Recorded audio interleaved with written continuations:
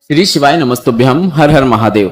आज 1 अप्रैल की शिव पुराण कथा जो कि यवतमाल में चल रही है, इसमें गुरुजी ने विशेष मंत्र का 14 बार जाप करने को कहा है। साथ ही मंत्र सिद्ध करने का सबसे आसान तरीका बताया है। साथ ही आज की कथा में गुरुजी ने रांची झारखंड में शिव पुराण कथा कब होगी, समय क्या होगा, वह बता दिया है। और आपको बता दे 3 अप्रैल से वैशाख का महीना शुरू हो जाएगा और आपको वैशाख के इस महीने में कौन से विशेष उपाय करना है, 3 सरल और आसान उपायों की जानकारी आपको इस वीडियो में मिलेगी। इसलिए वीडियो अंत तक देखें ताकि कोई भी उपयोगी जानकारी आपसे न छूटे। आपको बता दें यवतमाल महाराष्ट्र में गुरुजी पंडित प्रदीप मिश्रा जी द्वारा 30 मार्च से शिव पुराण कथा वाची जा रही है, जो कि 5 अप्रैल तक वाची जाएगी, जिसे आप आस्था यूट्यूब के माध्यम से देखे जा सकते हैं।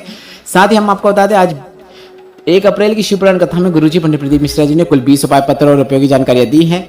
सभी जानकारी आपको इस वीडियो के माध्यम से मिलने वाली है। अगर किन्हीं कारणवश आपने आज की शिव पुराण कथा का श्रवण नहीं कर पाए हैं तो संपूर्ण कथा का रस्तत्व तो आपको इस छोटे से वीडियो से प्राप्त होने वाला है। बढ़ते हैं आज की शिव पुराण कथा की पहली विशेष जानकारी की ओर।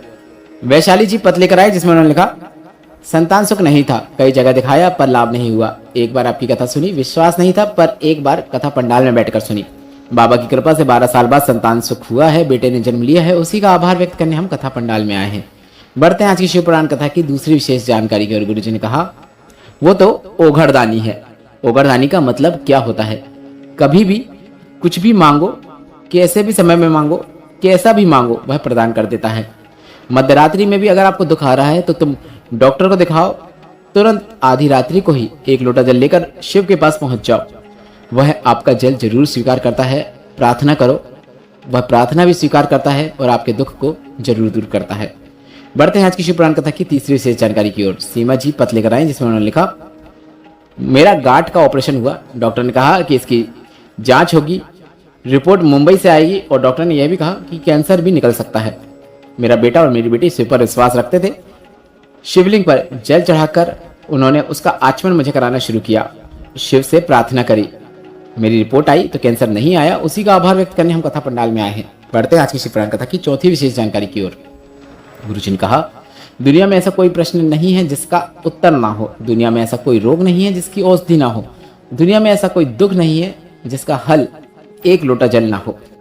बढ़ते हैं आज की शिव पुराण कथा की 5वीं विशेष जानकारी की ओर। गुरुजी ने कहा, शिव पुराण की कथा कहती है, भगवान शिव का चरित्र कहता है, किसी भी मंत्र का जाप करो उसमें आपका पूरा विश्वास होना चाहिए। भले ही आप राधा नाम जपो, कृष्ण नाम जपो, शिव नाम जपो, दुर्गा नाम जपो, श्री शिवाय नमस्तुभ्यम जपो, नमः शिवाय जपो, ओम नमः शिवाय जपो, हर हर महादेव जपो, कोई भी एक मंत्र को अगर आप अपने जीवन में उतार लेते हो तो 33 कोटि देवी देवताओं का उस मंत्र को सिद्ध करके आपको खुशियां प्रदान करने का कार्य होता है। बढ़ते हैं आज की शिव पुराण कथा की 6वीं विशेष जानकारी की ओर।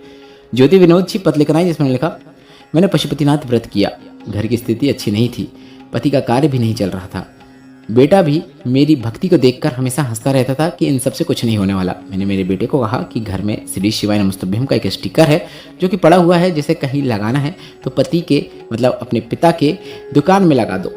उसने लगाया और वह दिन था और आज का दिन है। बेटा और पति को फुर्सत नहीं मिल रही है, उसी का आभार व्यक्त करने कथा पंडाल में आए हैं। बढ़ते हैं आज की शिव पुराण कथा की 7वीं विशेष जानकारी की ओर।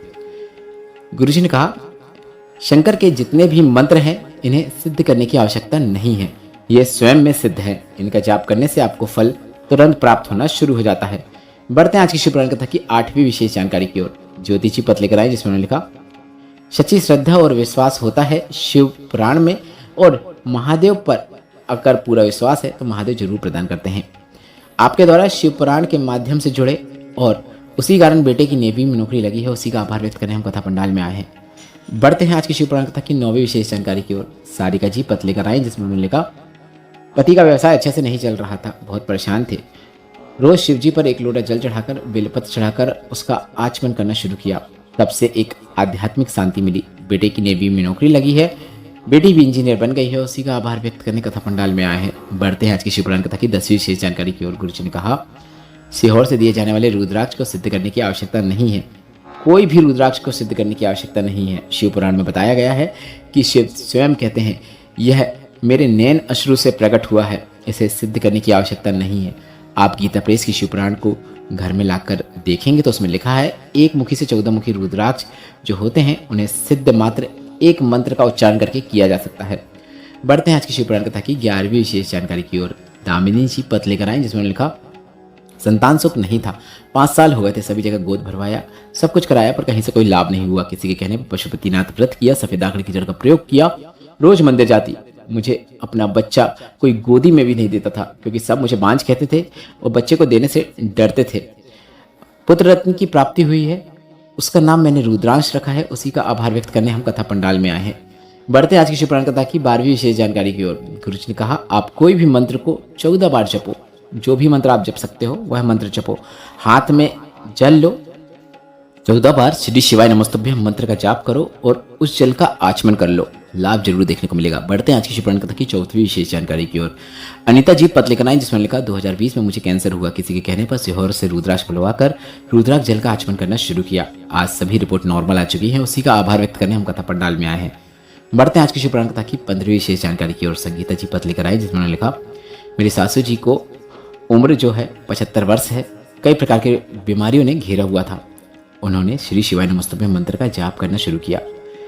कई बीमारियां थी, सभी बीमारियों से उन्हें मुक्ति मिल चुकी है। सासू जी पूरी तरीके से ठीक हैं। साथ ही आपको बताना चाहेंगे, मेरी बहन को 4th स्टेज का कैंसर हुआ। हमने सिहोर का रुद्राक्ष उन्हें लाकर दिया, बेलपत्र के साथ रुद्राक्ष जल का आचमन करना शुरू किया, डॉक्टर का ट्रीटमेंट लिया, बहन पूरी तरीके से ठीक हो गई है। उसी का आभार व्यक्त करने कथा पंडाल में आए हैं। बढ़ते हैं आज की कथा की 16वीं विशेष जानकारी की ओर।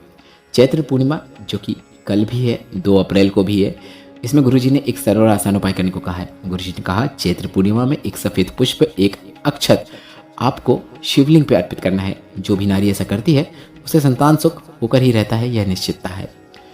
बढ़ते हैं 17वीं विशेष जानकारी की ओर। आपको बता दें, 3 अप्रैल से शुरू होने वाले वैशाख के महीने में गुरुजी ने सभी से बिल्कुल नया उपाय करने को कहा है।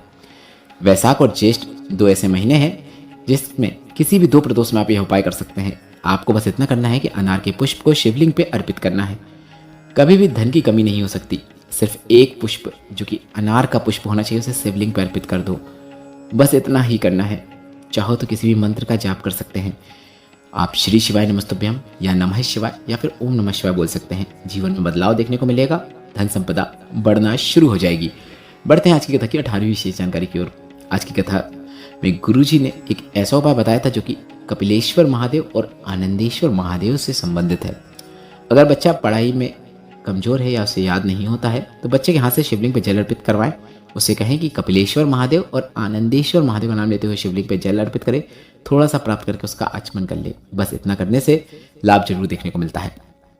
पढ़ते हैं 19वीं विशेष जानकारी की ओर।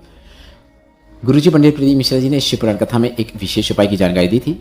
शरीर में अगर कंपन है या फिर उम्र बढ़ रही है, याददाश्त कमजोर हो रही है, शरीर दुर्बल हो रहा है, तो आपको एक दूर्वा शिवलिंग पर चढ़ाना है। कपिलेश्वर महादेव का नाम लेकर प्रदोष के दिन शाम के समय आपको उसका आचमन कर लेना है। अर्थात यह उपाय आपको प्रदोष के दिन ही करना है। 3 से 4 प्रदोष करके देखिएगा, डॉक्टर का ट्रीटमेंट लीजिएगा, लाभ जरूर देखने को मिलेगा। अब हम आपको बता दें, वैशाख का महीने का एक उपाय तो हमने आपको बता दिया है जो कि प्रदोष में किया जाएगा। 2 और अन्य उपाय हैं जो कि आप अपनी किसी भी मनोकामना पूर्ति के लिए कर सकते हैं और रोग मुक्ति के लिए कर सकते हैं। सबसे पहले मनोकामना पूर्ति का वैशाख माह का विशेष उपाय, आपको भोलेनाथ के शिवलिंग पर शीतल जल अर्पित करना है। शीतल जल से तात्पर्य है आपके घर में पानी का परिंदा जो रहता है, पानी का जो पात्र होता है वह मटका होना चाहिए। मटके से आपको पानी लेना है और सीधे ले जाकर भोलेनाथ के शिवलिंग पर वह जल अर्पित कर देना है। यह शीतल जल है। वैशाख के महीने में शीतल जल भोलेनाथ के शिवलिंग पर अर्पित करने से गुरुजी पंडित प्रदीप मिश्रा जी ने बताया है कि भोलेनाथ आपकी हर मनोकामना को पूर्ण कर देते हैं। तो यह आपको सरल और आसान उपाय इस वैशाख के महीने में 3 अप्रैल से करना शुरू कर देना है। आप नियम बना लें और उस नियम का पालन करते हुए आप यह उपाय करें। अगला उपाय जो कि रोग मुक्ति का है, आपको बेलफल जो होता है, मतलब बेलपत्र के पेड़ में जो फल लगता है उसे बेलफल कहा जाता है। उसके अंदर का पूरा फल का भाग निकाल लेना है और उसके अंदर जो खाली भाग रहता है उसमें आपको जल भर लेना है। इसके बाद वह जल आप आधा घंटे तक भरे रहने दें। इसके बाद उसे किसी पात्र में या फिर किसी कलश में ले लें और यह जल, बेलफल वाला जल, आप भोलेनाथ की शिवलिंग पर अर्पित कर दें। थोड़ा सा जल औषधि रूप में प्राप्त करके उसका आचमन करें। कितना ही बड़ा रोग क्यों ना हो गया हो, डॉक्टर की दवाइयों के साथ साथ अगर आप यह सरल और आसान उपाय करते हैं तो लाभ जरूर देखने को मिलता है। बढ़ते हैं 20वीं और अंतिम जानकारी की ओर। गुरुजी पंडित प्रदीप मिश्रा जी ने नई शिव पुराण कथाओं की जानकारी देते हुए कहा, 8 अप्रैल से 14 अप्रैल 2026 तक भीलवाड़ा राजस्थान में शिव पुराण कथा होगी।